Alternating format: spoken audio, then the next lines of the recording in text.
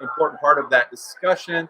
So sometimes you got to take more practical approaches to your mental health. Do the things that make you feel good, and rather than just oh man, crap.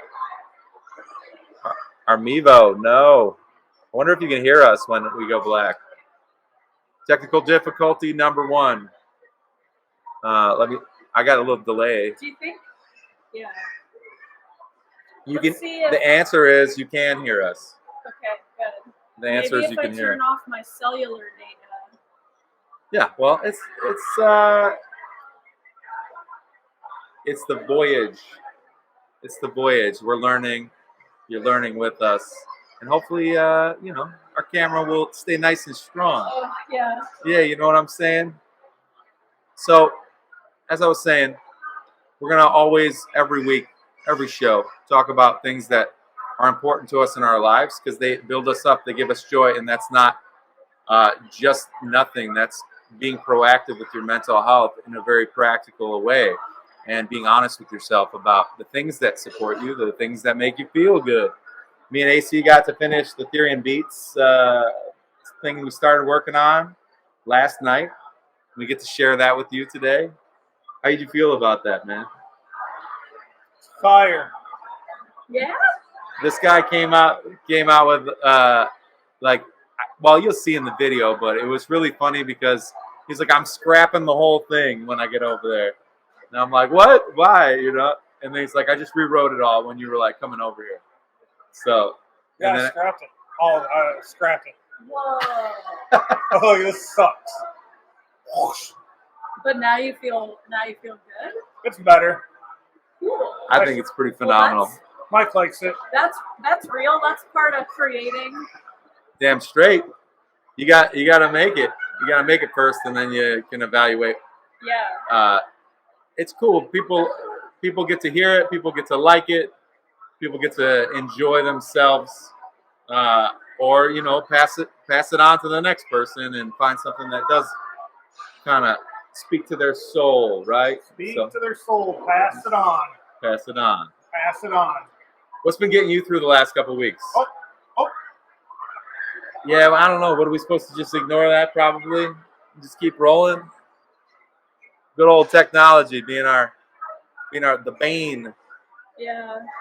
We got it plugged straight into our computer. Which too. Is funny because, wait, I feel like the Eris cam never drops. Yeah, that Eris cam isn't dropping. Like, why can't we just be in the Eris cam? Yeah. Let's float to it somewhere. How do we do that? Do we need to switch to the Eris cam? Do we need to move that Eris cam on over here so we don't keep losing our video? We could. Hey, Scott, backstage. Would you like us to switch cameras so we have? We can always go over the balcony and show you guys the restaurant. But it looks like you got a steady feed happening there. So maybe we'll do a little switcheroo. AC, do you mind making a handoff? Yeah. So while we're waiting, we've got a little video that Erin sent to me that's like really heartwarming. We can watch that for a second and give you guys a little boost of dopamine and to feel good. Help get you through your week. Help get you through to tomorrow. Roll that cute little boy singing for us while we switch over this camera.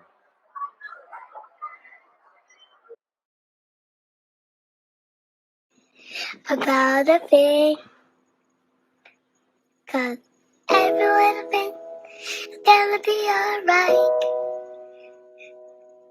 Don't worry about a thing, 'cause every little thing is gonna be alright. I woke up this morning on my horizon. 3 little birds were on my doorstep, singing sweet songs, melody blowing through. And they said, this message is you. They said, don't worry about a thing. 'Cause everyone is gonna be alright. Don't worry about a thing. 'Cause everyone is gonna be alright. Don't worry.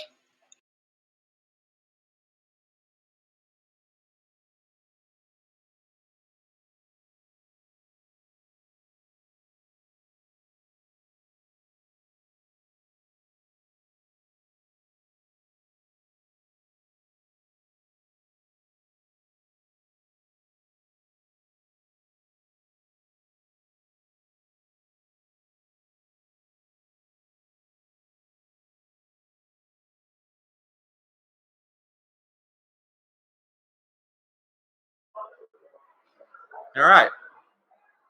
This may be a more steady stream. Might work. It's looking good. This is looking good. I looking feel good. good about it. Yeah. We're I think we got room. we're gonna have to maybe scoot it back to where the original shot was, so we can all get in. Yeah. That's how you roll with it. That's how you adapt. Don't worry about a thing. Everything's gonna be all right. The kid said it, right? The kid knows what's up. Boom. Nailed it. Look at that. Yeah, we back. Nailed it. Thank you, honey, for adjusting this angle. Maybe tilt down just a hair. Nailed it. Yeah, there we go. Nailed it. That's good. That's good. I like it. I like it. So perfect.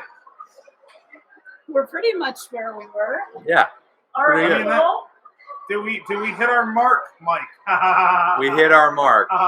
Y'all hit our mark, and we're gonna keep giving you some of that like over the balcony kind of shot throughout today.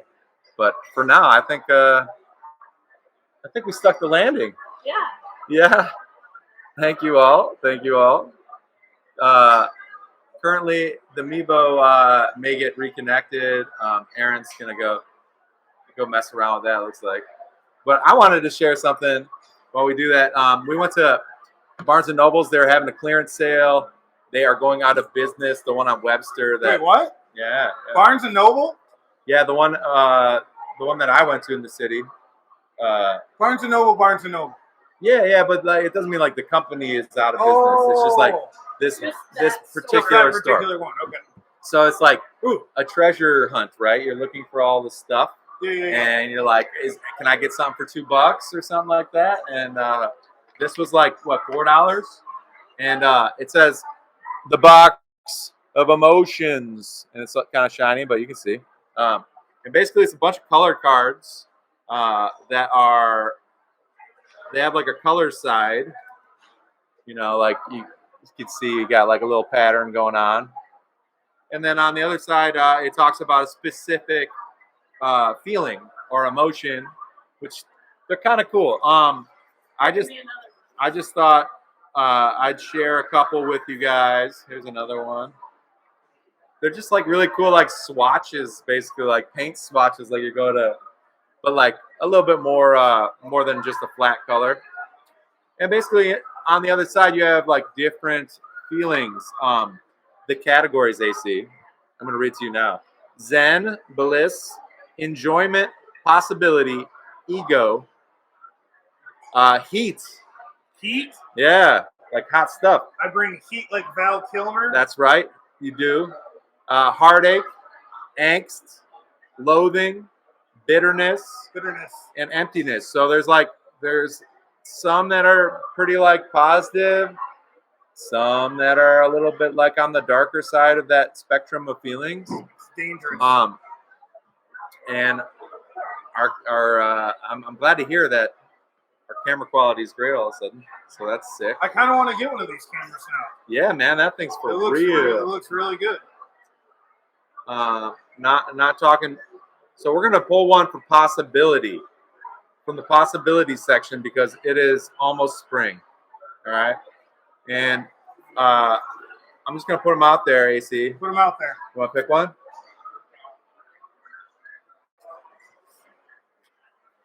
All of a sudden, I got a Prince song in my head. Yeah. You want to pick one? Yeah. In 1 second. So Alright. can I look at it? Yeah, look at it, man. What am I supposed to tell you what it says, or Yeah, look at is it. it a game? This is no, it's the box of emotions. We're gonna make sense of our feelings. Curiosity. Ah, curiosity. That sounds fun. That is. That's very Prince-like of me. Do you want me to read it? Or you want to read it? What makes bird fly? How does the heart beat? I skipped.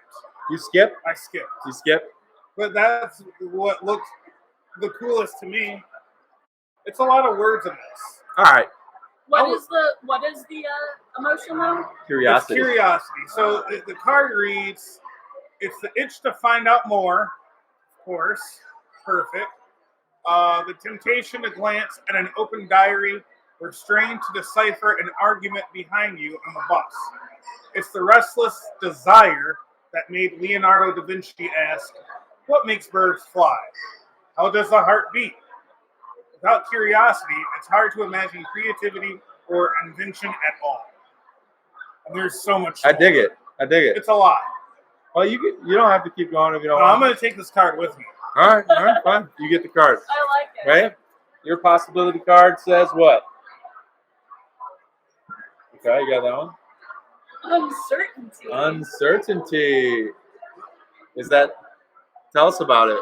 Uncertainty is often characterized as an unpleasant emotional experience, one we are motivated to avoid. Feeling doubtful at life's biggest junctions can be hard to tolerate. Yet, through predictability temporarily salves us. Hesitations and doubts are part of the architecture of our lives. Even the most advanced theoretical physicists can't give us answers. According to Heisenberg's uncertainty principle, it's possible to know both the size and mass of a particle at any one time, since each time you try to measure one, the other changes. If this is the condition of our subatomic universe, you can bet it's the condition of our day-to-day lives too. Freedom, serendipity, creativity, these are delights of uncertainty. Not knowing an outcome can be immensely pleasurable. According to many artists, the desire to find out must be resisted. Only those capable of being in uncertainties, mysteries, doubts, without any irritable reaching after fact and reason, wrote the poet John Keats, are truly free to create and explore. Allow yourself to get lost and you might glimpse freedom too. Well, there you go. Yeah, they're pretty thick, these cards, but you hold these three out. I'm going to pick one. Hold them out. Come on. Shuffle them up. I like the part that says freedom, serendipity, creativity. These are all delights of uncertainty. All right. Hopefulness. How about that? Hopefulness. Possibility, hopefulness. When the sociologist Barbara, I don't know how to say her last name, was diagnosed with breast cancer, she was surprised how coercive she found the insistence to keep optimistic. Her subsequent account, Smile or Die, describes how the positive psychology movement, which insists on a link between a positive attitude and improved well-being, has co-opted hope. Can hope really press back the march of cancerous cells? There's probably no harm in finding out, except that this particular sociologist also cites a 2004 study which suggests that continuing looking on the bright side of cancer diagnosis did not always help patients. A hopeful outlook might make life easier for carers and family members, but many of the patients themselves found it alienating and even guilt-inducing, and it prevented them from acknowledging and expressing the fear and anger they also felt. They underline fear and anger on here because those are cards in the deck as well. The idea that hope can be manufactured at will seems at odds with what hopefulness so often feels like. With its flickering promise of a happier ending, it is a glimpse of relief in a desperate situation when we have reached the end of all that we might practically do. We know hoping might leave us feeling cheated and let down, but this vulnerability is also a strength. To feel hope is to acknowledge how little control we so often have. So that's that's pretty cool. Because it's not like all fluffy and like maybe not realistic about how real life kind of hits sometimes. But yeah, man, I'm pretty cool with these cards. Yeah, and like like toxic positivity. Yeah, That's yeah, kinda yeah. almost what that's talking about. Well, it's like, yeah, it's that pissing contest too, where it's like, someone's got it worse, so don't complain. And it's like, no, don't do that. Try not to do that. We don't realize how much that can dismiss and invalidate people and make them feel even more isolated when they might already feel pretty isolated. So think of hopefulness in that kind of way, where it's like got all the yin and yang of what it means to like kind of push on to tomorrow when today sucks, and to talk about it and to make sure that you're not just kind of making it so people don't get to express that fear or that anger that they might be holding on to. So the only reason I think that this is really like helpful and cool is because this might give somebody vocabulary for more feelings, right? I was going through it. There's ones from different cultures in there that like express things that we don't really have a word for in English, which is kind of cool. Yeah. That was like kind of my favorite part of it. Do you know what I'm talking about? Like some of those some countries, some of them are like in the grief section, like kind of talking about like this mixture of feelings that we don't really like honor in Western cultures, pretty much. L'appel du vide, dépassement. Yeah. Yeah, like there were some other ones too. This dépassement is a French one, and it just talks about feeling like an outsider. Like sometimes it's frustrating, leaving us feeling unsettled and out of place. Those feelings can apply across many different kinds of shades of your identity or whatever. So it just gives you some more words to kind of attach to it.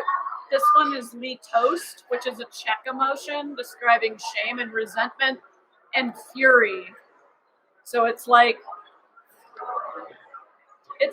these words that in English, these feelings in English that you are just too complex, and there's other languages that have one word for that.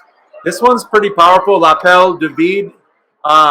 Also another French saying, but it's a name that the French give for this unnerving impulse, this like the call of the void. Like sometimes we have thoughts that we're in a dark place and we have these dark thoughts, and sometimes it's not helpful to tell people like that's really messed up to think that, dude, or like whatever. It's sometimes more comforting to be like, yeah, I've thought some dark things myself. So I think it's kind of humanizing, and like it connects people to talk about feelings, like, and using cards like this might open up conversations for somebody that they otherwise might not have. So it's cool to have different tools. Is all I'm saying.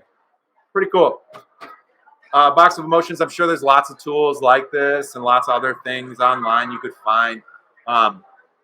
That's not really important, the specific thing. What's important is talking about your feelings. Yeah, there's a few more of these kind of boxes like this too that I've seen that do that kind of thing. Very cool. Yeah.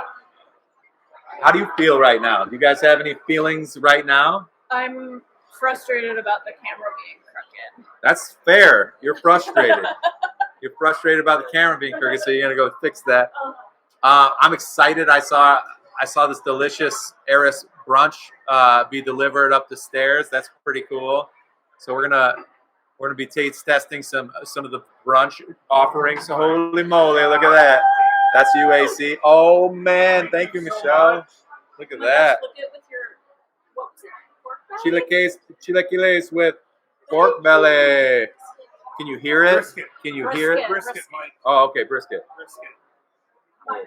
Oh baby. I'm gonna get into that here in a second. Okay, that's a little better. So that's like excitement, totally. Yeah. Because this wondrous creation before me will give me energy, and I will also be extremely joyful as I chew it and eat it.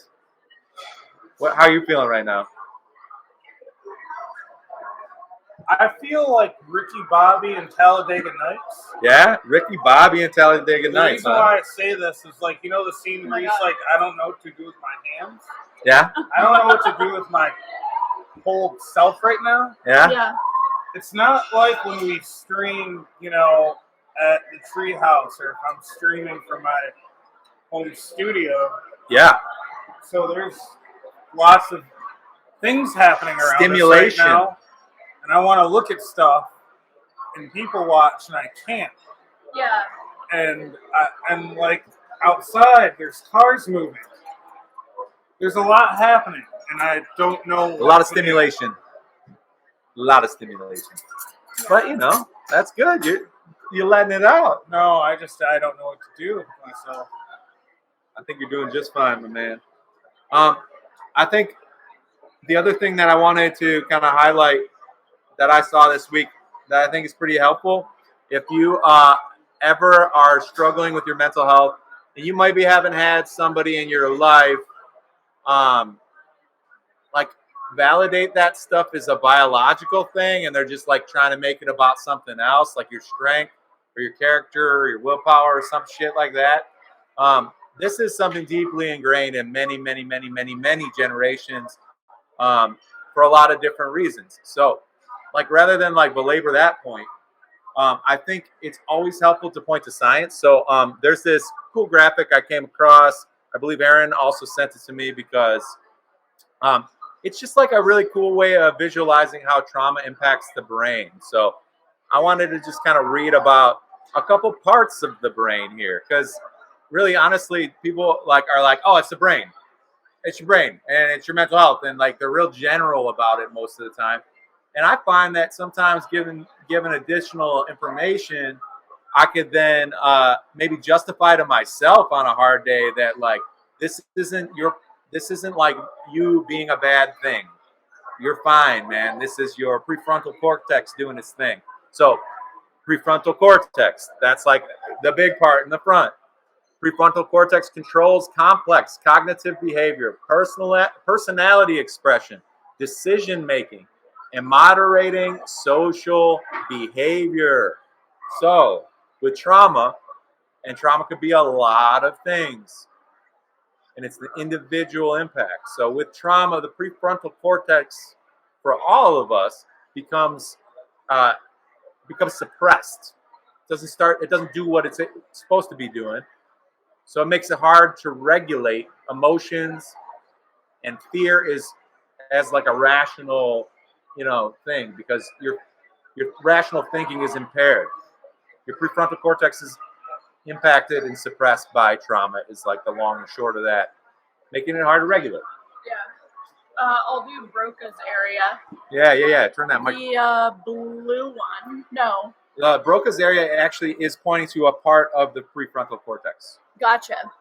Broca's area, which is responsible for motor functions involved with speech and language production. After experiencing trauma, the part of the brain becomes underactive, making it difficult to articulate what happens. Yeah. And then I'll go to the amygdala. Amygdala is the most fun one to say, I'd say. The amygdala is the part of the brain which controls emotion. When we're threatened, our amygdala becomes hyperactive. With trauma, our amygdala goes into overdrive, acting as it would if you were experiencing that trauma for the first time. This creates more signs of hyperarousal or hyperactivity. Yeah, like you're ready to run or fight or whatever. You're in that fight or flight. Fight, or flight, freeze. fawn, or freeze. Yeah, you're in that place where your amygdala is triggered. So that's that yellow zone, part of that yellow zone. So, and then you got the hippocampus also in that yellow zone. That's trauma can also lead to reduced activity in the hippocampus, which controls distinguishing between past and present. So when this happens, your brain struggles to tell the difference between the actual traumatic event and the memory of it.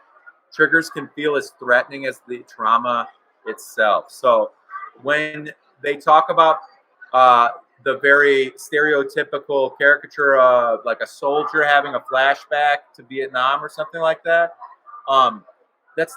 that stereotype is rooted in the fact that many soldiers who've experienced traumatic things like being in combat, the smell of gasoline could trigger like that memory, and they don't know if it's past or present. They're like kind of frozen in this traumatic event, and it can be hard to distinguish because of a mechanism in the brain. Yeah. Being Or impacted. it's like, yeah, or It's not because they can't keep their shit together, right?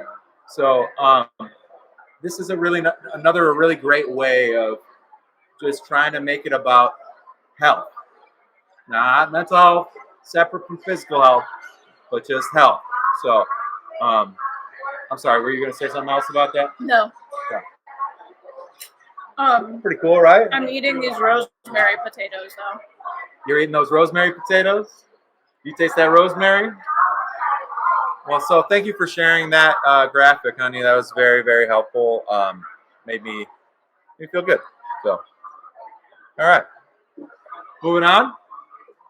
Should we? Do you want to have a bite? I'm gonna have a bite, and then we're gonna get ready for Theory and Beats. So you can, Scott, you can do the little Theory and Beats intro, and then we'll set up the clip.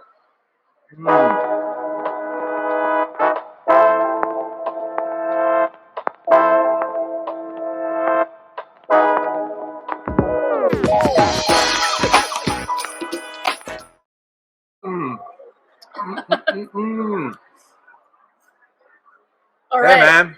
So You didn't get to see this yet. So yeah. I told you a little bit about it. Yeah. We did get a chance to get together last night, and we watched the Bulls. And AC blew my mind with his ability to rewrite an entire verse. Woo! In 4 to 5 to 6 minutes, as he says in this installment of Theory and Beats. Because he wasn't satisfied, and he holds himself to a standard that I can respect, because I do the same thing when it comes to like my output. So really fun, and I think we're getting pretty inspired to potentially put out some of the music that we've done over the last couple years into the world at some point. So yeah. But this is a really fun, also way to get to know Phoenix a little more too. Phoenix makes a couple solid cameos in this one. And Phoenix is just like doing so good, getting used to the sessions that we have. At first, like Phoenix was like, "What are you guys doing? Nuh-uh. This is like, this ain't cool. You guys gotta play with me." And now he's like helping. He's mixing.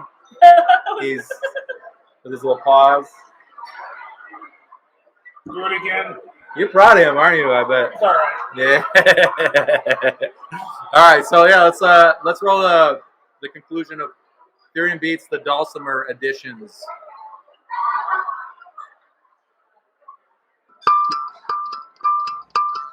Theory and Beats. The Dulcimer Beats continued. The Stick Dulcimer.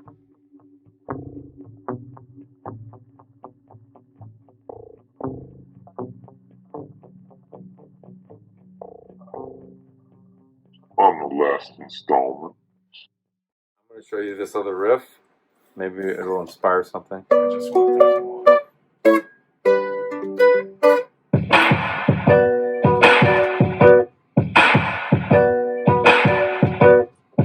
This is going to be like a heart tugger. I've got an idea of some things to sing over this.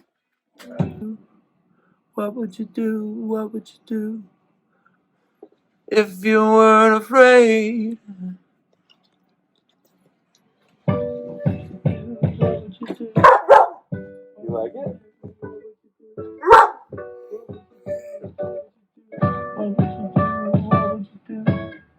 What would you do if you weren't afraid? What would you do if you weren't afraid? What would you do?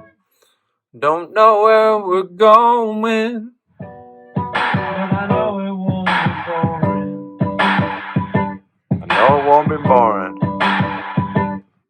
AC bars on that shit. You gonna try something? No. It's gonna be so whack. It's gonna be whack. It's gonna be ridiculously whack. On with the show.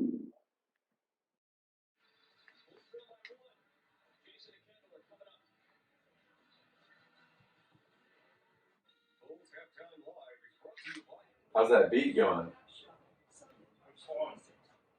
The Dulcimer Beast. Can I hear some of it? Oh, like that one. Yeah. Yeah, man, I've been excited to hear what you've done with it.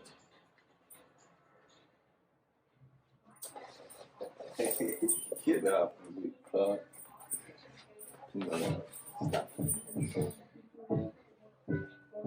Oh, yeah. You remember this beat, Phoenix? Sit. You seem like a good boy.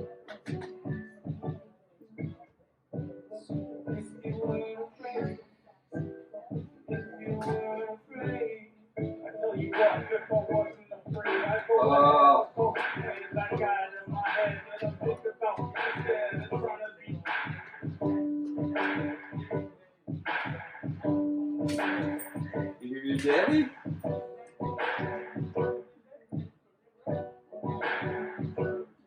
Did you drop it out? Yes. What? Why? I don't like it. Oh, it was sounding awesome. I don't like it. Well, So I'm gonna redo it. I scrapped all of it. you scrapped all of that? I rewrote it. I gotta rewrite the first verse. I wrote the second verse an hour ago. Oh, shit. So, like it was like under pressure, crunch time? Yeah, I don't like stuff. You don't like stuff? What I do don't you like it. I gotta rewrite it. Sure. You know, I don't like it. It's garbage. And if you don't feel like writing, then you don't write. Because you can't force yourself to write. Doesn't do any good.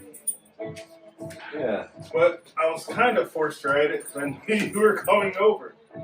Well, I'm glad if it gave some like spontaneous inspirado. Shit, this is gonna be cool, man. I like, You laid it all out. that was the easiest. You got the hooks all kind of where you want them. That's the easiest part. The easiest part is like the roadmap of the song. Yeah. You know, like getting the choruses together, the drops, you know, where this part's gonna, you know, how it's gonna end. Yeah. The way you mix it together is really clever. I like where you save the chord changes to go. Damn. Well, let's record your new shit then. I rewrote the second verse because for some reason it made sense. Instead of rewriting the song front to back, I rewrote it back to front. Okay. So I gotta the second verse is done. I gotta rewrite the first one. Okay. So Do you want to record the second one and then? no, just let me rewrite the first one. It'll take me 4, 5, 6 minutes. Oh, dude. And then we'll just do this. Fuck yeah. Don't know where it's going, but I know it won't be boring. I know it won't be boring. I don't know where it's going. This is just the process, you know. Yeah. I gotta like listen to the beat a couple of times, and I just like read along to it, you know. Yeah. I go ahead with both hands. I got it in my head that I'm thinking about instead of trying to be.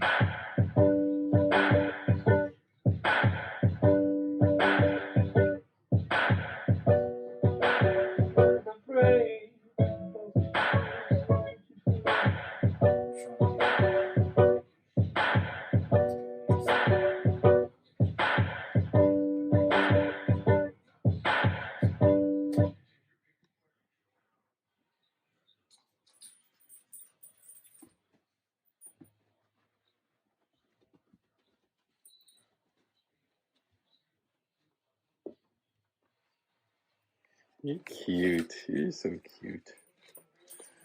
You don't like it when I take your video, do you? Videos and pictures, he hates them.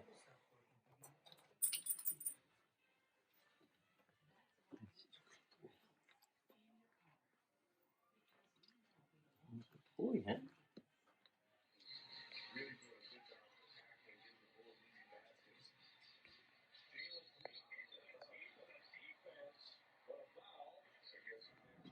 Yeesh. Bulls are down just a few points. There's time left in the third quarter. A lot of game left. Looks like Yeesh. you pretty much rewrote that shit, huh? Yeah. Well, dang.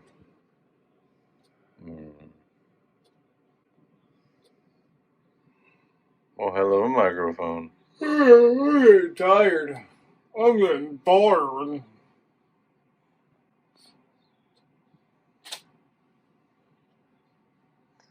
What's the time is the name of the song? Oh, it's just the working title. Oh, shit. I like it. I'm tired, Phoenix.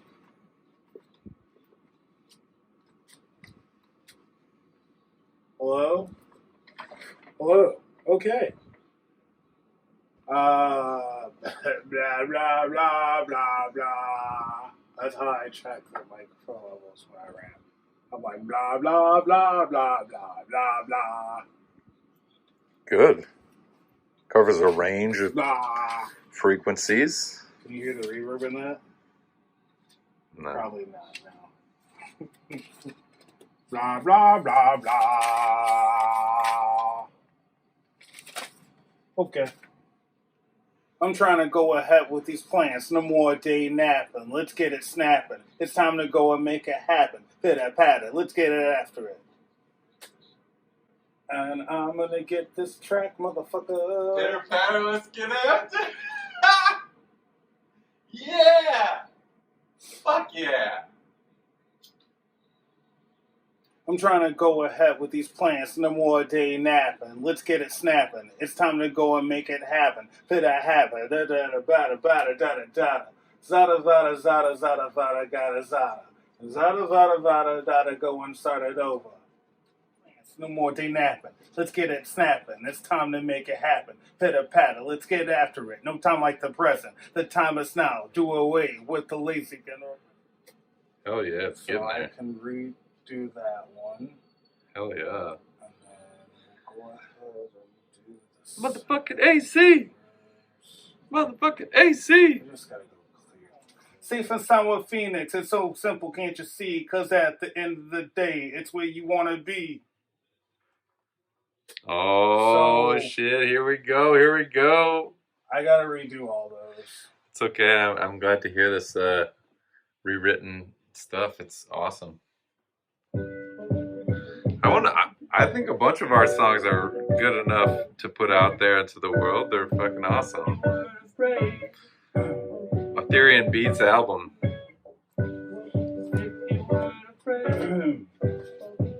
So this is a rewritten. I'm trying to go ahead with the plans. No more demanding. Let's get it snapped. It's time to make it happen. Pitter patter. Let's get after it. No time like the present. The time is now. Do away with the lazy rapper. I'm sorry, what'd you say? I just gotta bring the dulcimer down a little bit. And bring. If I could keep time in the bottle, I'd hold it fast. I'd hold it every minute just to go and make it last. I love and laugh for the human. That's dope. Even what I stand for. Fall for anything. I dream of a world that looks past the skin tone. I couldn't count the blessings every time I make it back home. Safe and sound Phoenix. It's so simple, can't you see? Cause at the end, Yeah! you wanna be. So we'll bring these vocals up. And we'll double these.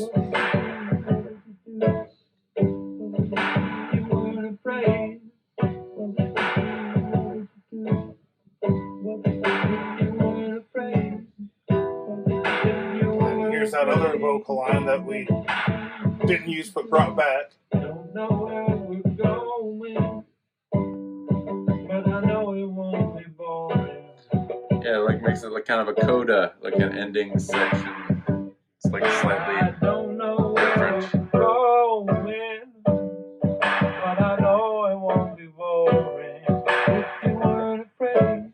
What do you think about like putting some like sound offs in there where you like repeat some of the words? But I know it won't be boring. Oh, for my vocals? Yeah. Oh, I already got that planned out. That's pretty fucking awesome.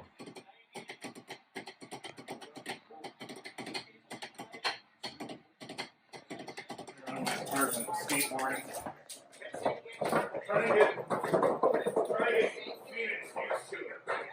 I feel that. You know, Yeah.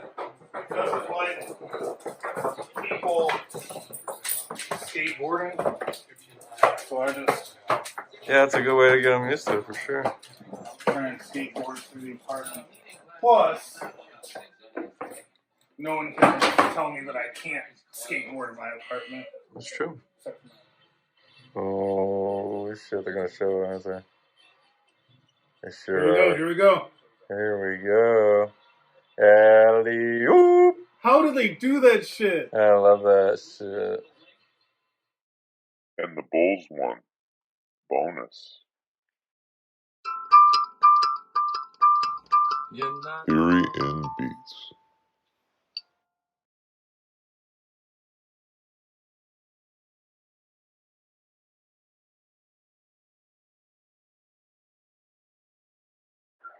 Unmute. Okay. Oh boy. What'd you think? That was fun. You see? I'm pretty impressed by AC's rewriting. Yeah, right. I think it's a thing we got to do sometimes with creating. You just got to scrap it. Yeah, drafts. Rough drafts are the best. That's like all pottery is. That gets you somewhere to go from, right? All you do in pottery is like mess up and throw it out and start over. That's not all you do, but that's a lot. That's like 85% of it. Yeah, that making a pot. Yeah, you probably got to make a lot of mistakes, right? Yeah. I particularly, my favorite part was when you were skating with Phoenix, because it was just adorable. You ever seen something like that? A man skating with his dog. Yeah, I guess Caesar you have. Milan does it all the time. Yeah, We've Caesar been Milan. watching a lot of Better Human, Better Dogs. The dog whisperer. Yeah. That's right. That's right. Yeah, that's true. But yeah, I thought it was amazing, and I know there's a little finishing touches that we're putting on it, and then we're gonna probably share that whole song with y'all in 2 weeks on the next show. So that's exciting. How was your sandwich? It was good. I had half of it. I'm gonna save What did the you other have? half. What did you guys both got the same thing? What'd you get? The chipotle tofu sandwich. Chipotle tofu sandwich. Yeah. What did you get? Nice. I got chilaquiles, and I had brisket or pork belly on top. Brisket. It was just, man, melty meat candy. It's just like, so, and it's got some heat to it, which I like. Potatoes, thumbs up on the potatoes. Oh yeah. Got offered Rosemary. potatoes. You don't turn down potatoes. You don't. You just don't. But yeah, as we do every time we play a Theory and Beats segment, just a good reminder that musical expression is something that really works for me and AC to like feel like we're, I don't know, making something, and then making something feels cool because you feel accomplished and nobody else can make what you can make. And that can apply to all forms of self-expression. It doesn't have to just be music. Our boy Carl Evans wrote a book, you know, and all those words collected in a story on a page in many chapters bound together. That can be a really great release if that's what works for you. And nobody else could have made that but you. So good things to keep in mind. If you like going to karaoke and you just like to sing the same song over and over again, just belt it out and get a little better, if that's your thing. What else? I'm just randomly naming things. That, I mean, It's all the things, right? plants. Plants. If you're gonna be like a plant designer, maybe put together something beautiful for one of your friends' restaurant space, and that is how you feel accomplished and like you put something into this world that nobody else could have. Those little bits, that's being proactive and practical about your mental health. Not everybody can access therapy and stuff like that, but what you can do is reframe how you think about your health. What you can do is fight against these kind of blocks we have, these walls we put up inside ourselves, right? Art, expression, those things make those walls a little softer, right? Is that right? They pad the wall a little bit. They pad the wall. But I mean, they just like make them like easier to knock over is what I mean. Oh, gotcha. You know what I mean? Like You're like taking out some nails of the wall structure. Yeah, like, I don't know. When I work with you on the song, I tend to get in a good flow state where I don't have to overthink things, and that's pretty cool. It's just the effect you have on me when I'm over there at your studio. Is that if I'm not thinking too hard, like a melody, I can just pluck out of the air, and I could grab some random words out of the many random things that I jot down in my notebook. So, and you've got like a different process, but it seems like when we're together, we encourage each other to relax a little bit to be able to tap into that a little bit more. Would you agree with that?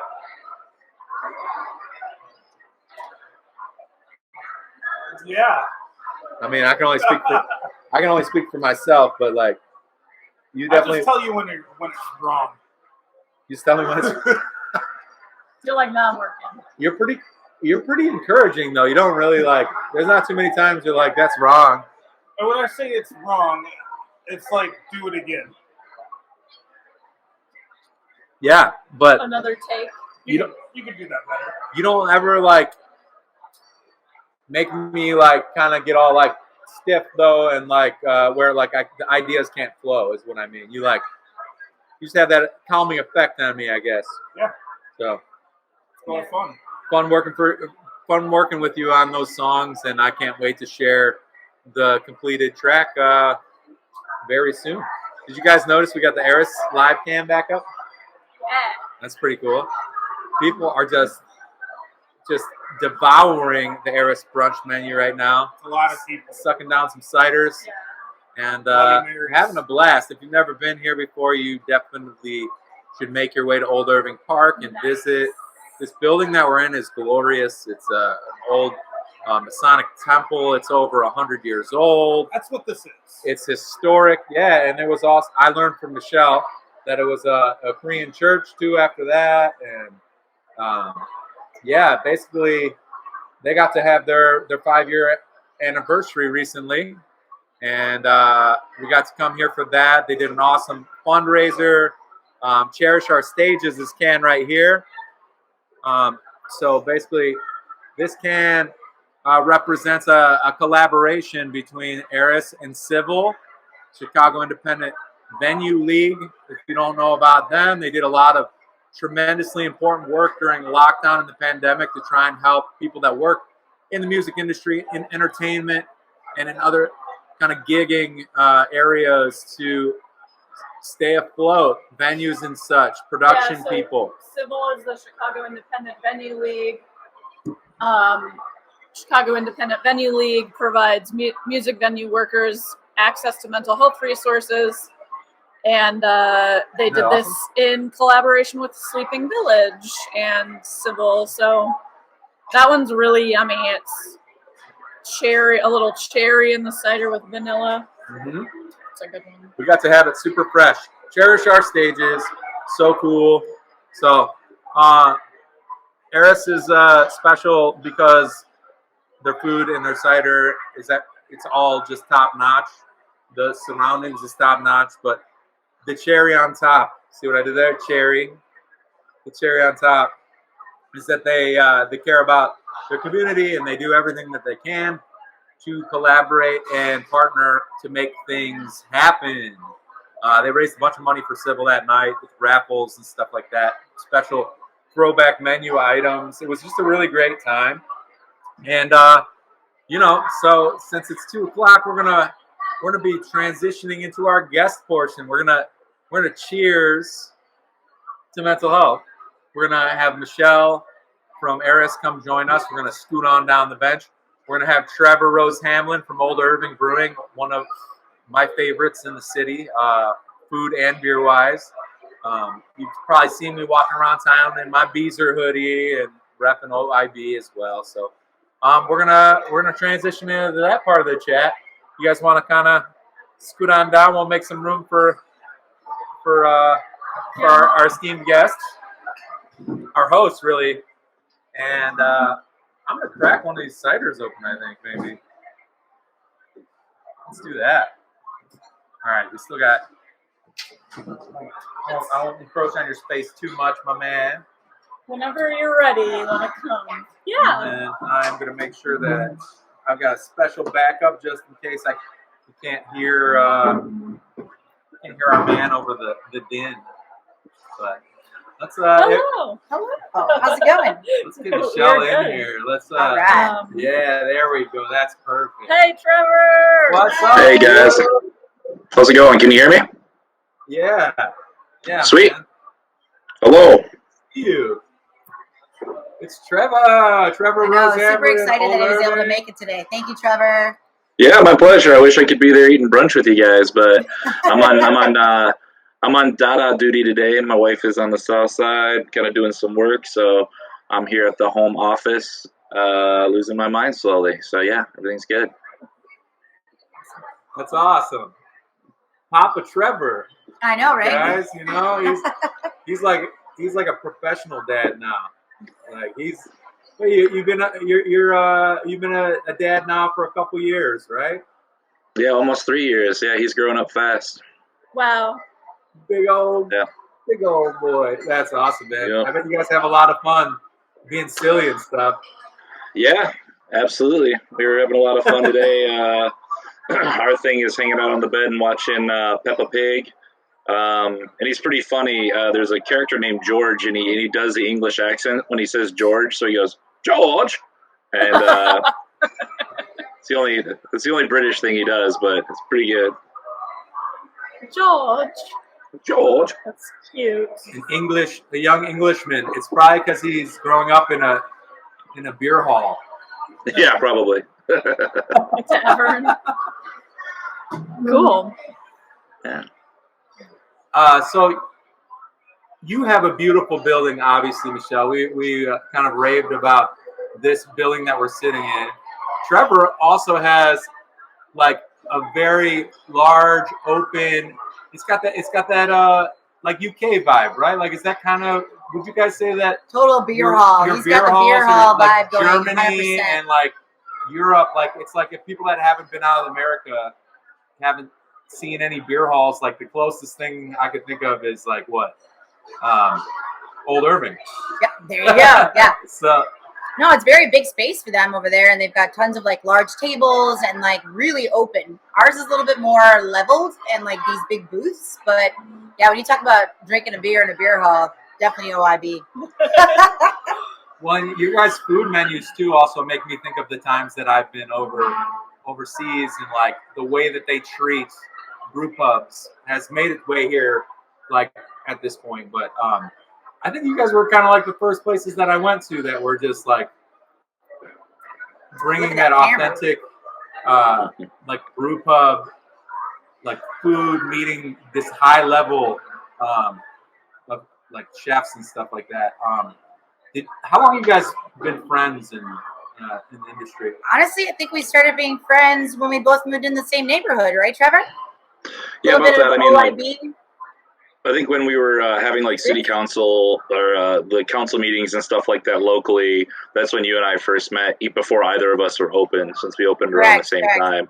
So that's when we, I think, first finally met one another. And then, so I'd probably say like 7 years, 8 years almost. I was just going But to it's say been that that turned long. out to be 7 or 8 years. It just sounds like yesterday, but it's been 7 or 8 years for sure. Yeah, it's crazy.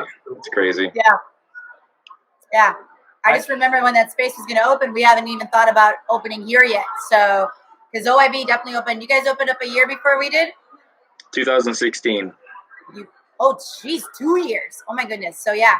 But you were like in here before you opened the doors for how, like 2015 is when we bought the building. right. So you But- had a lot of like lead up to open the doors. So did Trevor, I'm sure.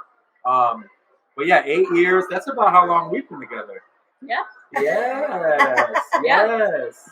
Yeah, and I used to work across the street at the Y, and Mike worked down the street at a school. Yeah, we're So right. we were We're like- right where we kind of first met because there's a school right over there. She was the after school coordinator, and I'd be leaving work, and I'd be seeing her, and I'd be like, "Hi," and stuff like that. And I've known this He's guy. like, no. I've known you more than that now. We've been friends like 12 years or something now, man. Ah, man, I fucking love you. It's been a long time. That's crazy. It's been a long I think time. me and AC first met when I was I went to Michigan. We got another Michigander over here. I went to tour with Mason's Case, which was the band that he was already in, and he was just like not really interested in having this guy from Chicago come on tour. Not one bit. Not one bit. I didn't. This is why. We had planned the tour as a 3-piece, so I had everything budgeted, everything set to a T, and literally like 2 or 3 weeks before we were leaving, our singer Matt was like, "Oh, I found this dude named Mike Vinopal. He plays the guitar and he sings. He's great. He's a nice guy. He's coming with us on this tour." And I was like, "No." I had to win him over. I was like, "No." I was like, "You don't bring new people in right before we leave. We're gonna be gone for like a week or so.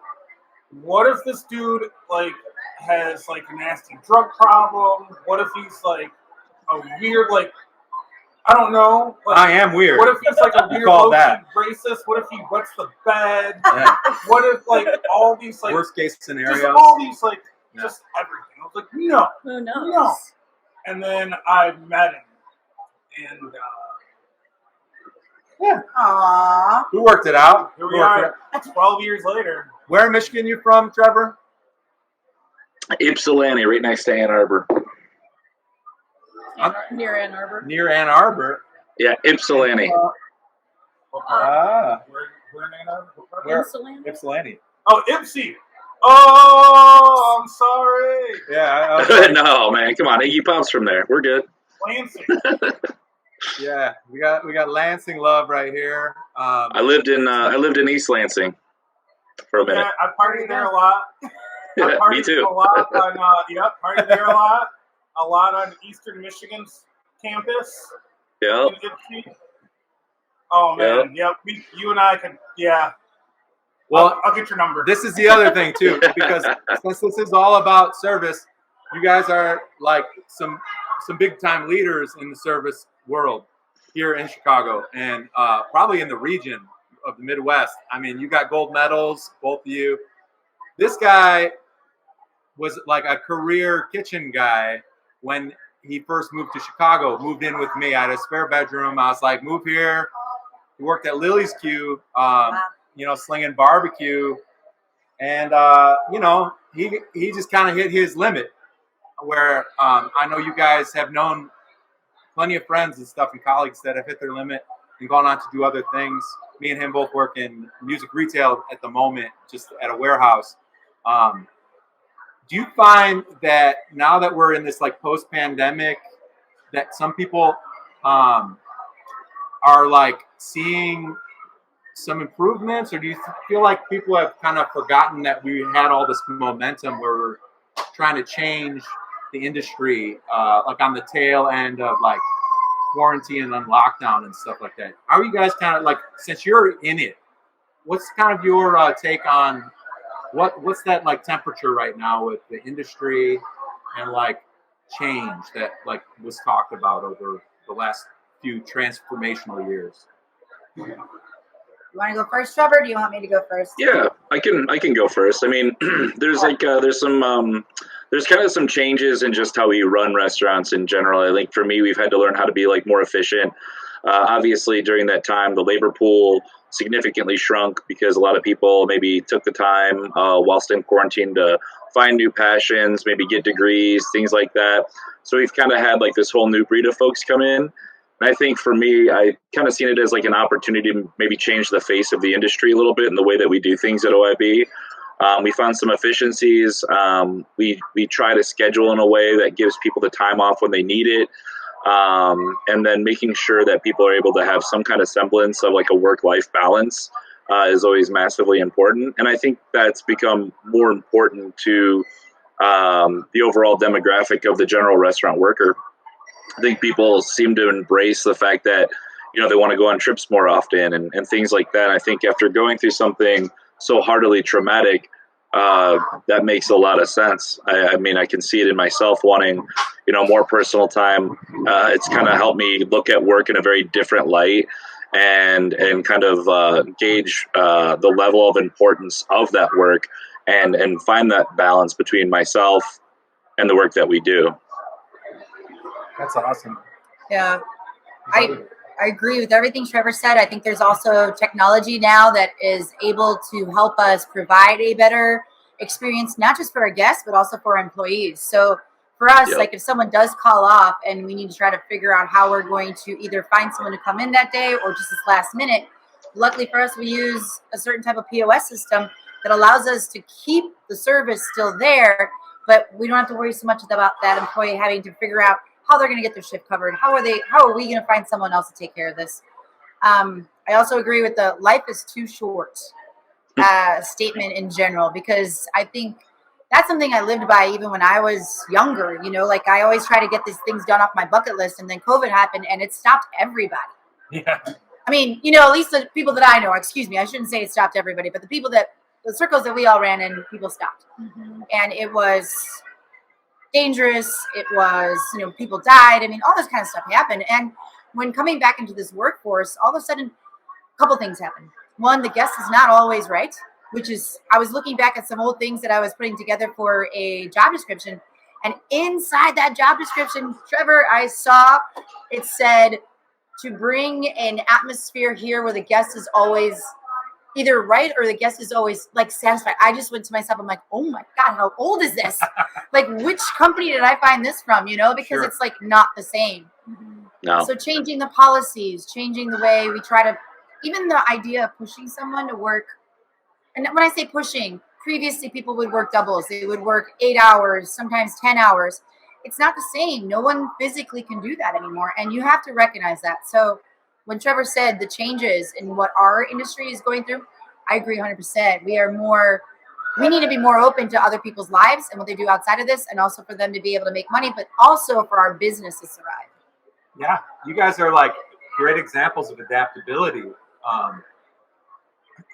in this industry, and listening to the people that work for you, I think, is the part that I think sets you apart from other people that I guess I observe, and makes what you guys have done more like, I think, more accepted.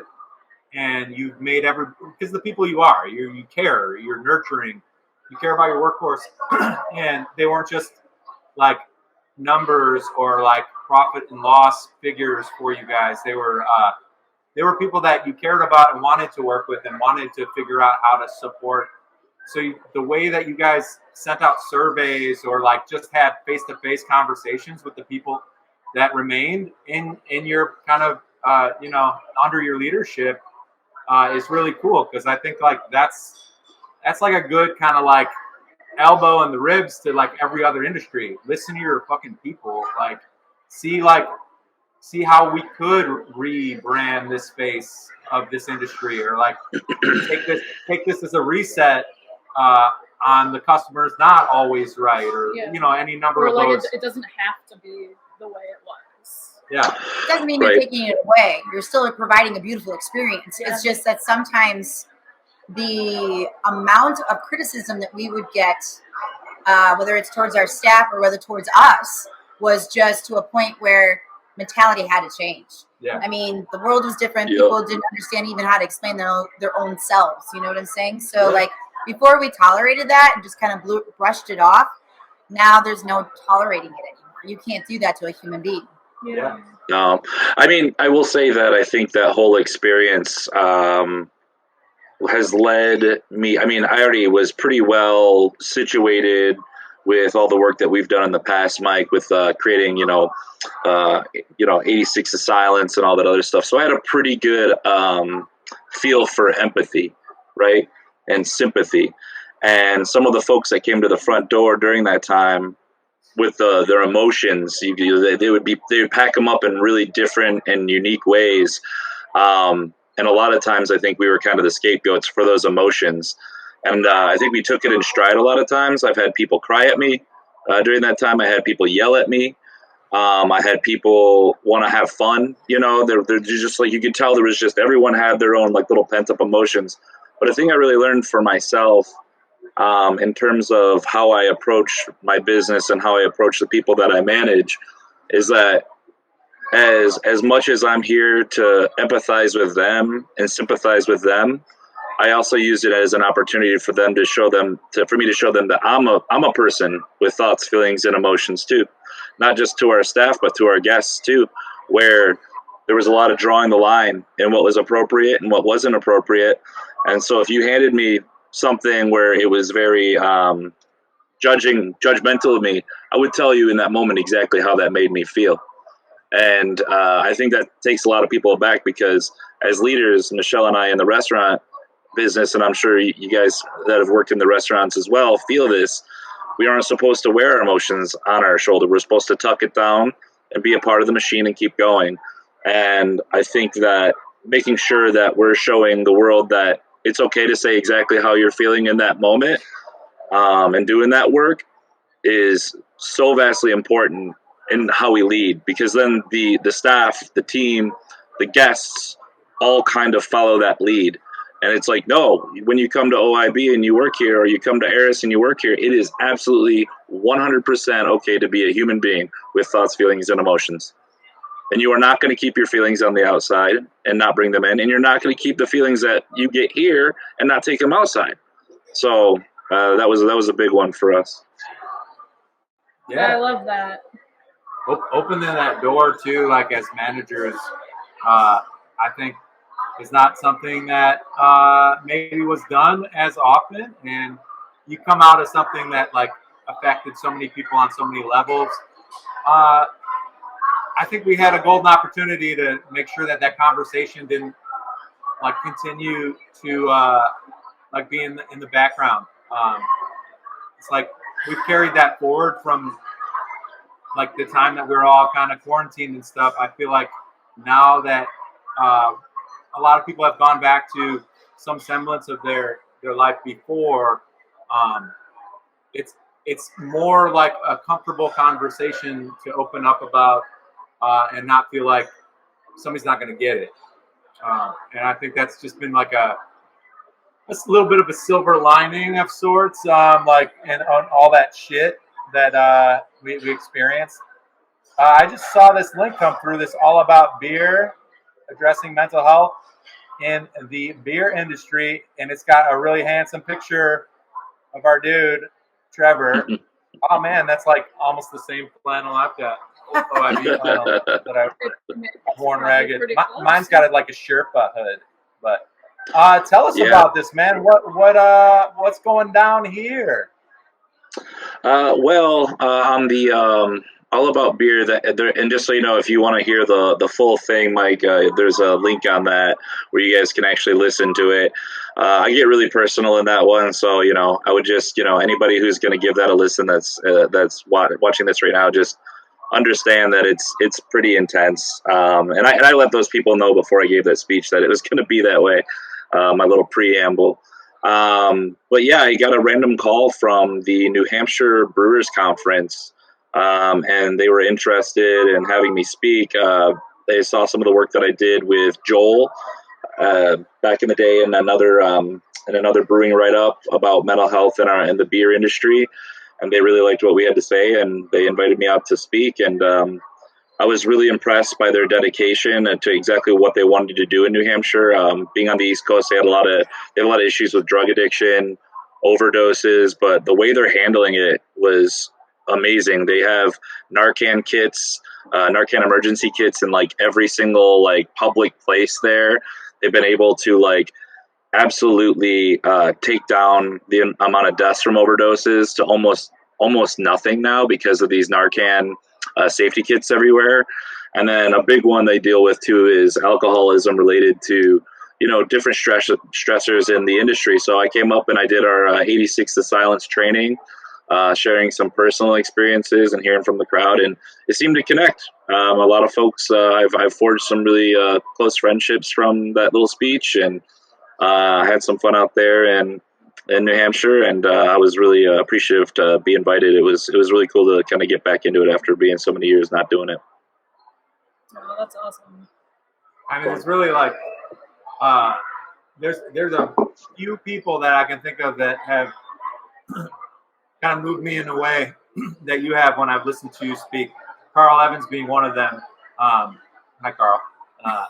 But yeah, man, it was probably pretty cool to get back out there. I know right before lockdown, I watched you give a speech at Metropolitan Brewery, and it was like in that weird 2021 spring where it was like, should we get together in person? Should we not? I remember it being really powerful to be in a big open space with you. Everybody kind of tentative and like not sure. Like it felt like we weren't positive, like if we were doing the right thing or not. But it was the right thing to do because those people were having a hard time, and that like made they were all the difference that day. And that's all that matters is like today and how you're able to like affect some people within earshot of you when it comes to this work. Because like tomorrow's going to be a new day, and it's going to have different stress that comes with it. It's going to have different bullshit. And yeah, like so day to day like matters. And I think everybody that was in New Hampshire in that conference room that day, everybody that listens to that podcast when they have the capacity for it, like that's going to change somebody's day. And that all of that adds up because you collect a bunch of pennies, you go trade that in, it's going to, it's going to be something of much more value than you would ever kind of think. So yeah, man, appreciate you doing that and continuously being a voice in this industry. Yeah, it was fun, man. 250 people, though. When I looked out on the crowd, I was like, well, that's the biggest crowd ever. Every time we did that in the past, it was like at some small library. It was like me and 5 other people, or Metro, where it was like maybe 20. And then 250 people showed up to this thing. I was like, oh, God. And I was like the keynote speaker, so I was like one of the first people to speak in the morning. I was like, all right, you had your coffee. Let's talk about suicide. Yeah. Well, for 250 people, that was probably the best thing they've heard all day because I don't think we address that, especially in our industry, as much. And especially with the generation of people that are coming into the industry. You know what I'm saying? So there's a lot of older folks, there's a lot of younger folks, there's a lot of, females, transgender, everything happening. And I just feel like 2023, Trevor, needs more of you because I think this year is going to be, as much as it is going to be a positive year, I know it, but I have a feeling that there is going to be a lot more support needed this year in 2023 because of all the different things that are accumulating. So hopefully we'll hear more of you and also more of the program, which would be great. Because we started before COVID. Trevor introduced me to that program, 86 to Silence, and I did it for a couple of weeks, maybe even a month or two, and then all hell broke loose. So I would love to see that program back up and running too. There's like a lot of confluence of things going on in the world right now. You're right. Where people are going to need more support, and they're going to need that support from within the community, from people that know what it's like. Not necessarily somebody coming from another organization. It's like it requires people from that industry, from that community, to really have the impact that is needed. the personal experience. Yeah. Yeah, to talk about shit in a real way that's not like Well, that's what I was. sugarcoating, right? And, Yeah. and you're working in coffee as well, so like Yeah. that's been kind of like a different level of this too. Because like, do you feel like people separate coffee and being a barista from bartending and stuff like I think that? a little bit. Like, I think it's similar to those, but then in some ways it's not, because there isn't usually alcohol involved or food, you know, but like it's just like kind of on a smaller scale, but in some ways that can make it more personal. So you sometimes end up in these conversations with people that are just like really emotionally, it can be like really emotionally taxing, but really also meaningful. And so you're just like there with them and they're hanging out, and they can, it's like a tricky place to be because you're behind, you're like behind a bar and you're serving coffee, but they're just hanging out. So they can end up just kind of hanging out and talking at you. So there's some tricks, that's tricky. You see all sorts of types of people come in, like, so yeah, in those ways, it's like, it's different, but it's similar in other ways. I don't know. But, you and your coworkers probably support each other in a similar way that wait staff and even kitchen staff are looking out for each other and like helping with the side work. You need whatever. I got you. Bar backing. I think one of our biggest things in the last year or two has been like interactions with the houseless community, and they'll come in to warm up with a cup of coffee or something, and that's just like something that I think we've personally needed more support around too.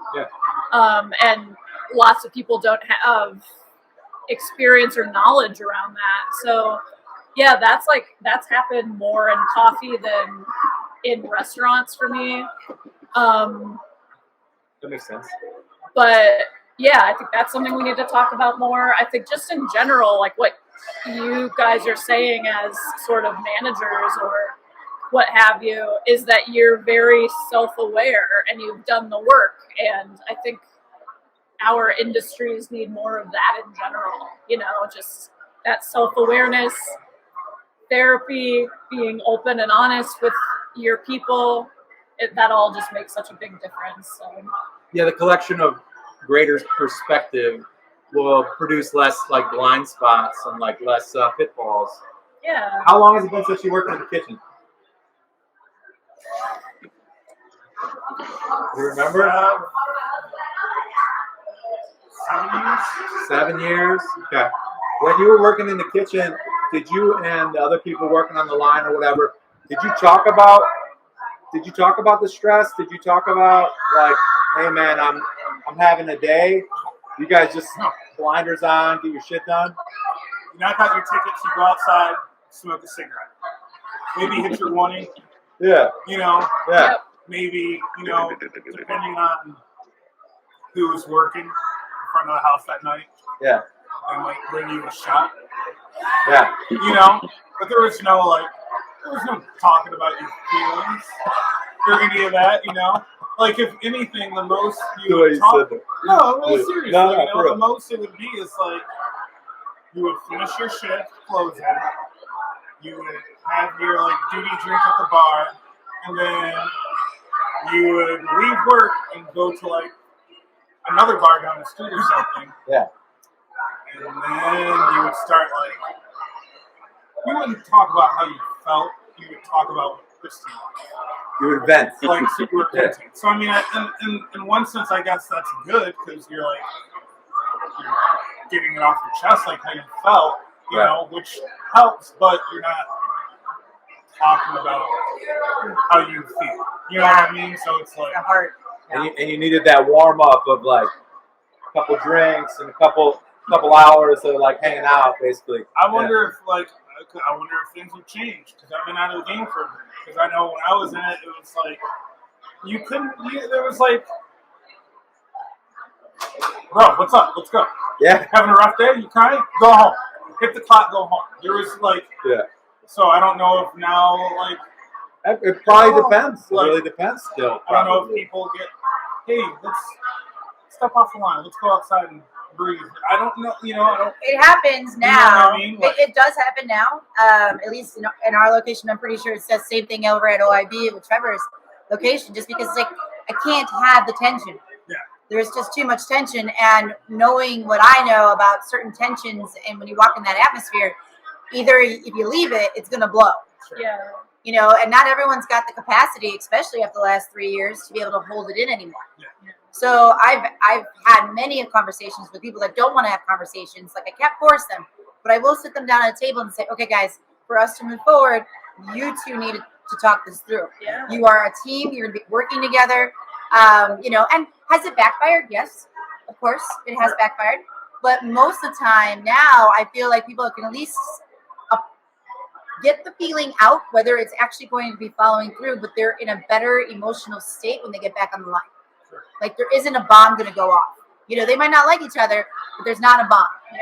And I think to me, that's like really important. And my managers are learning this for sure now, but it's taking them some time because they're like, I don't know what to do. I don't know how to mediate. And I think that's the largest thing that we all need to know is how to actually mediate this kind of scenario properly, rather than having the ticking time bomb go off. Yeah, that's fair. Trevor, you might know a little bit more about how that method works out really well, because I've had my times where I've tiptoed in and be like, all right, Michelle, just remember the facts, not feelings. Facts, not feelings. Man, yeah, I think you nailed it on the head with kind of the way things are going now. And I think the people who haven't changed, by the way, and aren't willing to kind of see the changing in the air and maybe have a little bit more empathy, we know those restaurants, and then those are the same restaurants that are always complaining about how they can never find anybody and how they're just always understaffed and they're, all this other stuff. It's a lot of that. But yeah, I think for me, it's making it like first I had to hear my leaders, and the leaders, our management and our chef, they had been through some stuff too during COVID. Hearing them, letting them process a lot of their feelings and emotions over time. We had, one person who is maybe a little bit more hot-headed there for a while and had to be made to feel safe in the space again, like, hey, you're a very important leader. You're okay here. Nothing's going to happen to you. You don't have to rise above the person next to you. But it also took a lot of, like Michelle said, sitting people down together in a safe environment to have those conversations. That was one of my biggest lessons I think I've learned over the last 3 years is I would always try and play intermediary and come in between and then almost try and get in between the messages and try and fix on either side instead of bringing people together. And over the last 3 years, I've just been bringing people together. And yeah, sometimes it's a bit uncomfortable, but it's the only way things will get fixed in the grand scheme of things. So making sure that people know that it's a safe space, that it's kind of a judgment-free zone to be able to, express their thoughts, feelings, and emotions.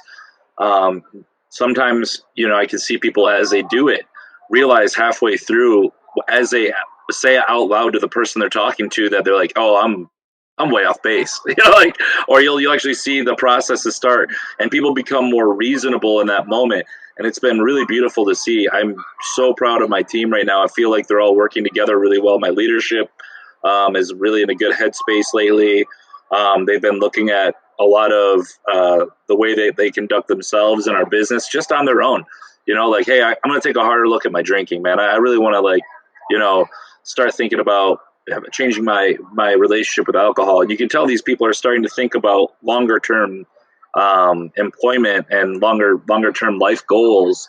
And that's what you want to see as a business owner and as a manager, is when your team seems to be kind of settling in, feeling comfortable, and then thinking about the future. And that's really awesome to see. So I think we're doing the right thing. But again, it's a lot of trial and error a lot of times, in these mad crazy restaurants. So Well, you guys probably have such a brain trust because between Eris and Old Irving, the amount of collaborations that you two are responsible for is vast. I mean, can you talk a little bit about why you collaborate with other brewers so deliberately?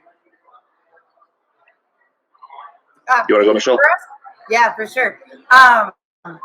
We've done a couple collaborations previously. We've done one with Revolution. We've done one with microphone and things like that. But I think our biggest next steps is to do collaborations with things that are important to us in non-for-profit. That's cool. So like that's something that we want to do more of, like especially with the Cherish project that you guys talked about already. Yeah. That was Sleeping Village and then Civil. Yeah. So that was really, we raised $1,500, between the birthday we had for our 5-year anniversary celebration and the Civil Foundation. And we were able to help, that type of foundation. And I think mental health for us is definitely a big one. We've also been working now with this year in 2023, we're working with Carl and Hope For Us Network. So I'm really excited. We've got some amazing programs coming up. I'm hoping to do another collaboration like that you're seeing with Mike, drinking that beautiful can of cherry cider with a touch of vanilla. But I mean, in all honesty, I think that's the way to go. I love collaborating with other people too. And I think that having programs that help benefit other non-for-profits that we work with is a great way of doing it too. I know, Trevor, you do a lot of collaborations, and I love them. They're just so much fun. So talk a little bit about why you do those. Yeah, I mean, simply put, it's usually someone we've connected with in the industry that we have some kind of bond with. For me, I try to associate with kind of people that are maybe doing something that I really appreciate and respect, whether that's maybe how they're running their company or the liquid that they're making or their marketing, or there's some reason. And it's always so much fun when we do these collaborations because we really get to sit down and kind of compare notes a little bit, not just on the liquid, but on like our different management styles and stuff. And I feel like every single collaboration that I've done has been eye-opening in some way or another. So I do tend to chase them. I like the feeling of being part of a community. I love having that extra shared experience. And it's something very unique, I think, to the brewing industry, where when I was in restaurants, maybe we did one when I was at Moto back in the day. But we do these often, and I think it just makes us all better brewers and better business people and just better people in general when we do them. Better people, for sure. I mean, like, I think that you nailed it there. It's just like, it's like when we're in the music community, like when I gotta find a band for this show. I'm gonna hit up a friend because I really like what they produce, and I want to give them this opportunity to be a part of our show. And so, like, AC will hit me up if the locals are looking for a supporting act, and I'll do the same. I bet it kind of feels like that a little bit when you like hit up Crushed by Giants or something. You're like, man, I love that single you put out. Let's have you open the show. Kind of like situation where you guys kind of put your craft together. And oh yeah, I think aside from like whatever the economics of it, it's just like it's good for the community. It nurtures these relationships. It makes you feel like you got your homies. They got your back, and like you're gonna spread like Crushed by Giants is gonna spread the word about your sick beer that's just fantastic, and they're everybody's gonna kind of like wash each other's back. There's also a fair amount of commiseration. Sorry. There's fair amount of commiseration as well when we get together on these things. Me and Michelle are old commiserators ourselves, where it becomes kind of like it becomes a very industry specific form of therapy where you're sitting there and you're just like, all right, cool. I'm finally around people, because like like casting out all my feelings in front of my team, probably not appropriate. But going to these guys, when we're in like, a meeting room or something, we're talking about a thing and, we'll like literally just talk about what's grinding our gears or shaking our bottle or whatever you want to call it. That can turn into an hour-long conversation where the volume gets louder and louder. So that's why we walk out of there being better people. You're dealing with very specific stressors that, like, even though they're parallel for you guys as like leaders in your own company, the commiserating is that validation that like, oh yeah, I'm not imagining this. This is something that a lot of people deal with in my in my kind of position, and just not feeling like alone in that is hugely beneficial. So if it's venting or commiserating, like I think it still has tremendous value for your health. I feel like the last 3 weeks I've been around a lot of different beer companies and breweries. I was down over at the we missed you, Trevor, by the way. Matt came down for the Illinois Craft Brewers Guild conference in Bloomington. I know you weren't feeling well, but wow, the group of people we had down there was quite interesting to talk to. And, like you had said, after a couple of beers, people opened up a little bit more about what's happening and how we're dealing with all this and things like that. And I hate to say this, but I felt a little bit better to know that I'm not the only one in a boat, and that we're all on there together, and that we're all really trying to row it all one way rather than all of us are going different ways. So, and I think that's why it's so important that part of the conversation is about mental health, not just always about technical things that brewers do, marketing, sales, management, but there needs to be more about the idea that we all have these thoughts, and if we don't all get these thoughts out, then we might do something wrong to each other and or ourselves. And I think that it's really important that, hey, you're not alone. Yeah. You are not alone, So, that's one of the reasons why I like doing and working with mental health, because it just needs to be more awareness to it that we all might have these thoughts. We don't know what anybody else is thinking, and we also don't know what anybody else's business is. And that's okay. But if we can at least talk a little bit about the fact that there's positivity that can stem up from this, I think that's a good thing. Yeah. Down in Bloomington, Normal, Illinois? Yes, we were. No kidding. Yep. Boy. I went to school in Bloomington, Indiana. Okay. And I had a shitload of friends from like high school and stuff. They went to Bloomington Normal. And they called my Bloomington Bizarro every time I would come to visit, because we would like trade shows. And so I was Bizarro Dude Man, because there was a guy in Bloomington, Illinois that they called Dude Man that was my doppelganger. So first time I ever went to Bloomington Normal, I arrived and I was at a party, and they're like, "It's Bizarro Dude Man." Like, word had spread that there was a Bizarro Dude Man coming to town. And, yeah, pretty good nickname, Dude Man. But that's cool. Can you tell us a little bit more about what that is? The Craft Brewers the conference, Guild? The Craft Brewers, Illinois Craft Brewers Guild is one, and then I work with also the Masters Brewers Association.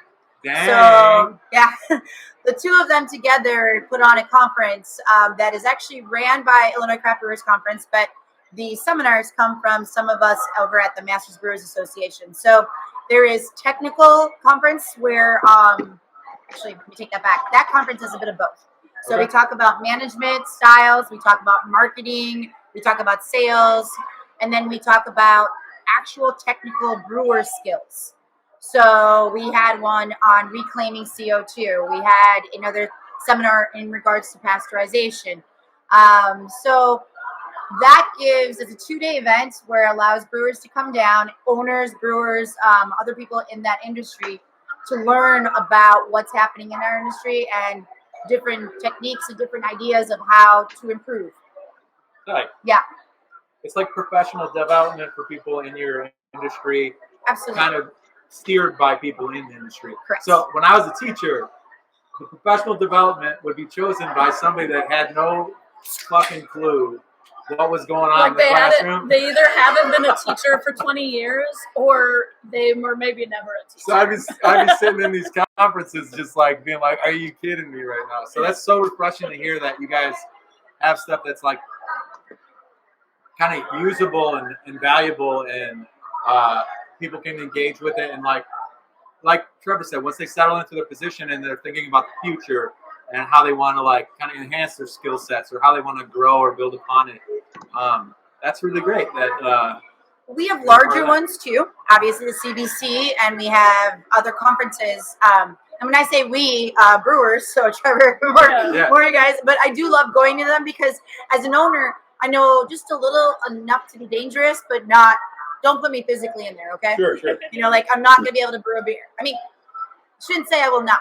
I could probably do it if I put my head mind into it and I was with somebody that, would help me be creative about it all. But the point is like, this is more of the Illinois chapter. Right. And all of our peers. And then we invited Wisconsin and St. Louis because they're all around that area. So, but there's always been a really good group of people that are able to help speak about technical things like Trevor said, he went out to New Hampshire and did the same thing at a conference like that. But this time around, he talks about mental health. So that's cool. Yeah. Good community of that type of industry. Yeah, there's a lot of really cool stuff in Illinois. There's the Pink Boots Society. If people don't know about that, check them out. It's a bunch of females and female, identifying individuals that all are coming together, brewing. Some of them actually wear pink boots, some of them don't. And that's pretty cool, like as far as like a group coming together that felt underrepresented in the community, and then they go, oh shit, there's a lot of us. That's rad, and they get to kind of lift each other up that way. But before we run out of time, there's one other thing I haven't gotten a chance to ask Trevor about. You guys are expanding. Oh, yeah. Oh, yeah. Yeah. Holy shit. Yeah. Holy shit is right. Holy shit. You couldn't have said it better. Yeah, man. We had this opportunity kind of come our way where there was a space, really, really beautiful, very old space that actually used to be kind of connected to Goose Island back in the day as their original barrel warehouse. So we're right near like Fulton and Wood. It's the old Finch space. It's like two 12,000 square foot spaces. We've got our equipment ordered. Me and Jeff are full steam ahead on this thing, and we're excited to be able to maybe lighten the load there at the pub a little bit, because if you've been into the pub at Old Irving Brewing, you'll see that there's certain things that aren't there anymore, like our old cute game room with the bags. Not there anymore, occupied by barrels and dunnage and everything else. So we'll feel a little less claustrophobic coming up here too. So yeah, we're very excited that the business is growing in sort of uncertain times in the brewing industry. We feel very, very fortunate, obviously. Yeah, remember when that dining room was completely a brewery? Yep. We were walking in there. I mean, that whole room, that whole big room that we were talking about was just covered by the brewery. Everything that the brewery needed was in that room during COVID. I was like, oh my goodness, what are you guys going to do later? We move a lot of stuff all the time. You guys we did. Yeah, we did. Yeah, but was Finch down there or something like that before? Yeah, that's the original space was for Finch Brewing. Yep. Nice. Yep. And you're right in like a little kind of brewer's row then. Yeah, right? Yeah. No, we're excited to be surrounded by such great company. We've been friends with Goose Island now for a very long time, and a lot of my old friends from previous breweries are occupying that space. So I'm excited, man. I'm excited to have like kind of like a secondary community over there of really great humans between Forbidden Root, Goose Island, the guys at Great Central. There's some Midwest coasters over there. There's a lot of good folks. So yeah, pumped. Me and him can walk over for a beer because we're right on Hubbard at the warehouse we work at. Oh yeah. Well, hello. It's gonna be so awesome. I'm surprised there's more brewery tours that just walk all the way over there, because there's like all those places. Yeah. We're right down the street from like On Tour and like just a jog around from Grand Central and where you're gonna be. So that's cool, man. That is so fantastic. There used to be, I don't know if Jeremy's still over there, but he had the Goats of Anarchy or something over there. No, that's right. So that's right next door to our warehouse. Yeah. It's right next to our warehouse. I think so. Yeah, he did goat yoga, right? Man, I gotta hit him up. He'll be like, holy shit, I haven't heard from you in a really long time. But we went and visited his goats one time back in the day. It was a great time. Nice. I'm just very excited for you, man. Thank you. And we gotta give some love and a shout out to the Lindemeyers, because me and Erin definitely like occasionally we'll catch a glimpse of one of the kids that we worked with at school, and they're just like full on adults now. It's so nuts. But, they're huge. And from what I hear, Michelle, I'm not the only one expanding. You got some new tanks and some new stuff going on, and the cider's really taking. I feel like I see you guys everywhere now. I'm excited that I can get my van mojo wherever I go.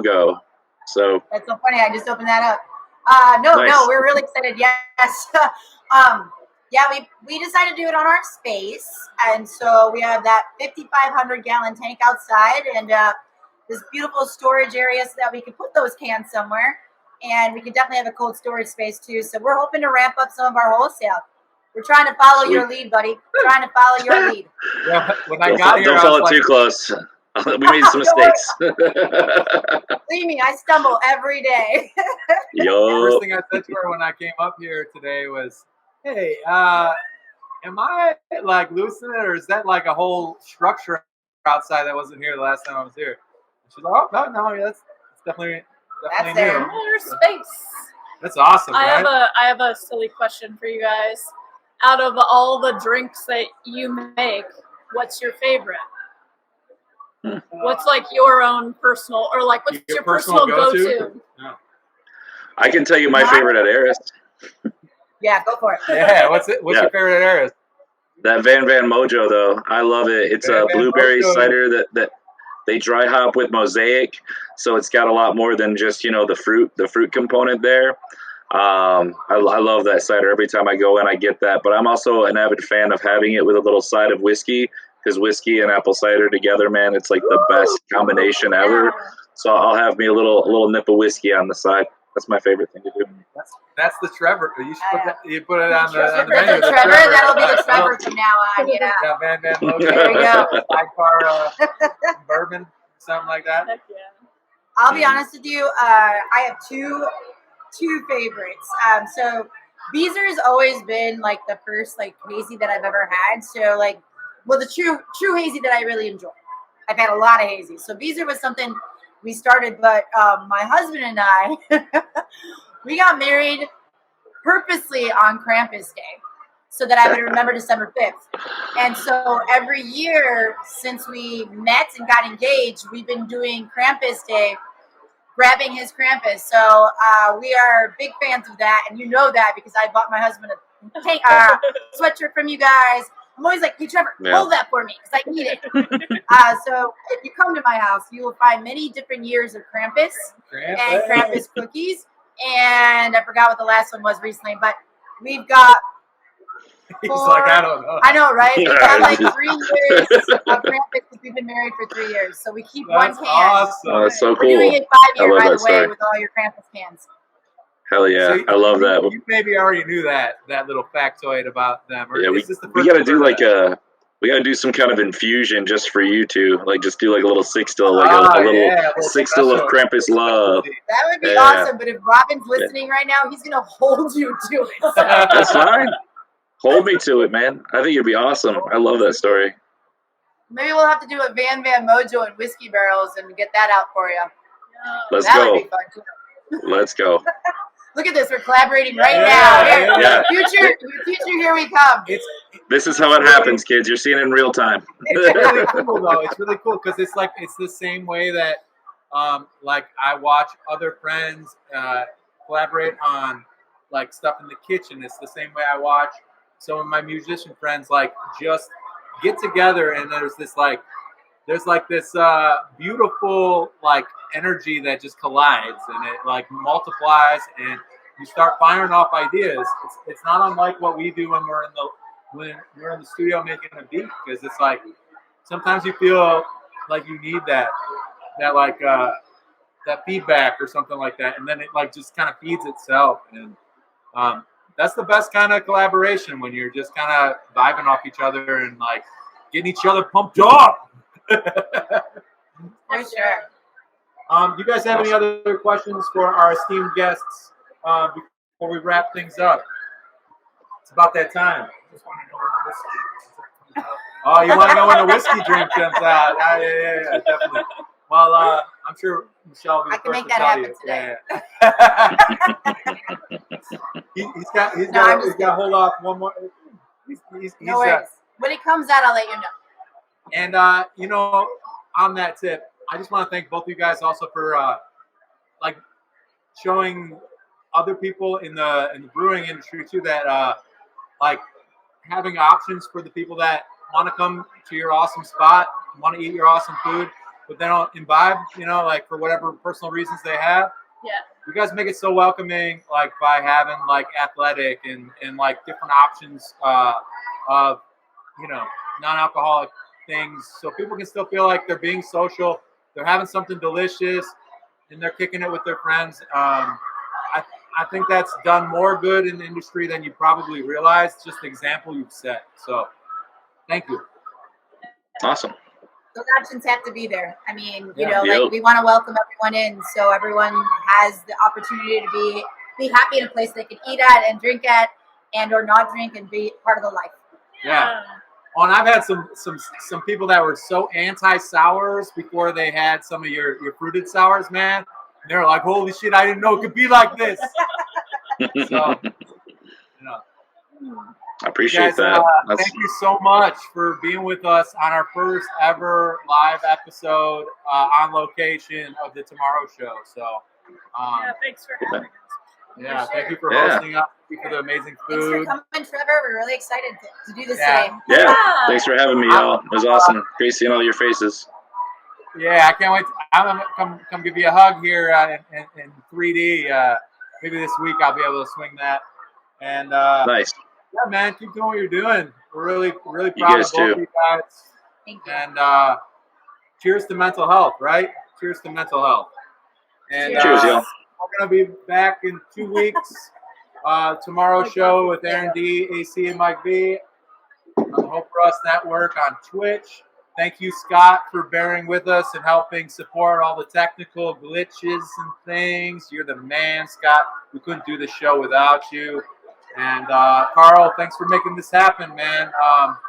We'll see you all in 2 weeks. Until then, keep on keeping on. Make sure you find something good to make you happy enough to get to tomorrow, and then approach that day with that same attitude, that same fierceness, because we love you. We need you here tomorrow. And that's all for our show today. Yeah. Thanks, AC. Woo! Thanks, Eris. Bye, y'all. Thanks, Trevor. There we go.